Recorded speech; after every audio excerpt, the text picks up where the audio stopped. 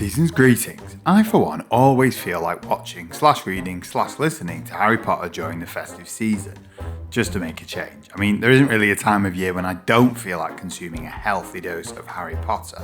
But hey ho.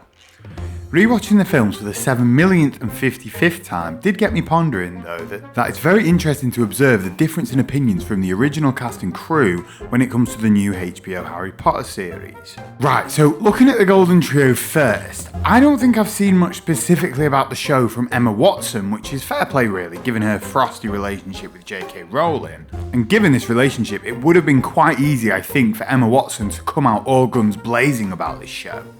Daniel Radcliffe and Rupert Grint have both sent very well publicised letters to Dominic McLaughlin and Alistair Stout respectively, the new Harry and Ron. And when I say well publicised, I mean for some reason headline news, specifically the one from Daniel Radcliffe. I can't help thinking, given the historic disputes between all three of the Golden Trio and J.K. Rowling, that someone was making a special point of making it very public that Daniel Radcliffe and Rupert Grint are supportive of the new show. But what do I know?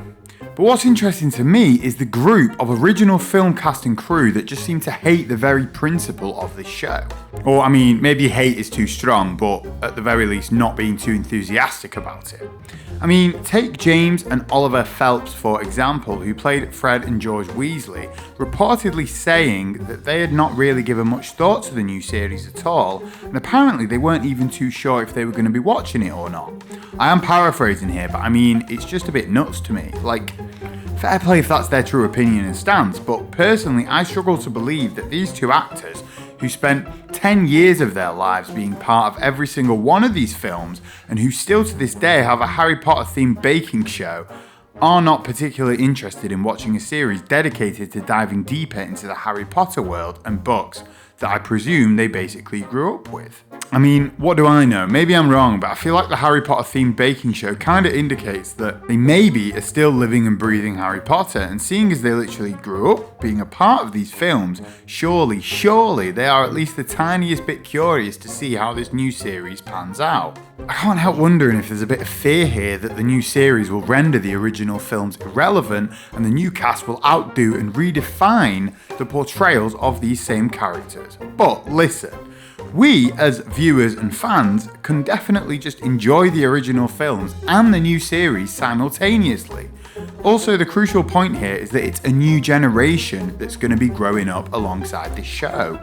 I mean, it's for the old generation as well who grew up with the original films like myself, but I mean, for people born after 2010, I'm sure they do love and enjoy the original films, but it's not theirs in the sense that they didn't grow up with it. But this new series is something that they can literally grow up with. As in, they can watch every series as it comes out, as they're growing up, and they can age alongside the characters and actors in this series. And why would you want to deprive anybody of that? Also, Fred and George Weasley were portrayed really well in the film, so what are they scared of? I mean, to be fair, I've gone off on a bit of a tangent. They didn't actually say that they were scared of anything. And in fairness, all they actually suggested was that they weren't particularly interested in watching it. But I mean, come on. Also, to be fair, they didn't actually directly criticise the idea of the reboot, unlike Chris Columbus. So Chris Columbus, who was the director of the first two Harry Potter films, actually decided to come out and criticise the very idea of the new show, and even say, what is the point of it? I mean, this to me is quite funny, because no one is saying he needs to come out and praise the new show, but if you've got nothing constructive, then in my opinion, why comment at all? Because to me, it kind of comes across as a bit salty. He was basically saying, what's the point of the new show when it seems like it's going to look really similar to the original films? He even specifically mentioned the new Hagrid's outfit, saying it looked identical to the one that they created 25 years ago. Now look, I agree, the new Hagrid's outfit definitely does look very similar to the original, but for me, the key point is that the original outfit was very much a book-accurate representation of Hagrid's outfit. So, why would they change it just for the sake of making it look different? For me, the new series should purely aim to be loyal to the books, rather than trying on purpose to be noticeably different to the films for the sake of it. And in doing that, they will naturally and organically end up being completely different to the films anyway, because as we all know, with each film they veered further and further away from the source material. Even in the first one, All the new show will need to do in the first season is include those characters in the first book that were left out of the film, and the first season of HBO's Harry Potter will therefore already start to feel different to the films.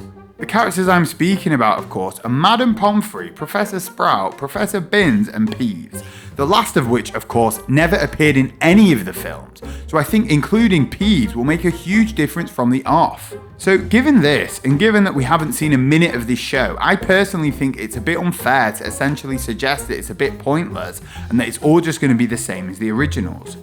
Anyway, moving on. So speaking of Professor Sprout, Miriam Margolyes, who portrayed Professor Sprout in a couple of the Harry Potter films, said something along the same lines, indicating that the original films were good enough, so why are they bothering even doing this series? I think she's also said in the past that adult fans of Harry Potter should be over it by now. So this one I do take personally. I am an adult fan and I am not over Harry Potter, have never been over it and will never be over it. Good night and God bless. Seriously though, I would only accept this argument that the original films were too good to warrant a remake if they were literally like almost perfect adaptations and only changed minor details, but I'm sorry, the films were brilliant, but when major characters and plots were missed out and storylines were completely changed, you aren't going to convince me that the films were too good to warrant a remake. Right, that is enough. I'm going to go and have a much needed lie down. If you enjoyed this video, drop it a like and subscribe to the channel for more.